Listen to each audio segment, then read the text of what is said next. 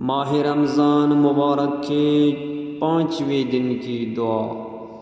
بسم اللہ الرحمن الرحیم۔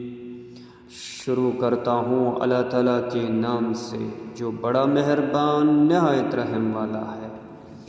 اللہم اجعلنی فیہ من المستغفرین۔ خدایا آج کے دن مجھے استغفار کرنے والوں میں سے قرار دے۔ وَاجْعَلْنِي فِيهِ مِنْ عِبَادِكَ الصَّالِحِينَ الْقَانِتِينَ۔ اپنے نیک عبادت گزار بندوں میں سے قرار دے۔ وَاجْعَلْنِي فِيهِ مِنْ أَوْلِيَائِكَ الْمُقَرَّبِينَ۔ اپنے مقرب اولیاء میں قرار دے دے۔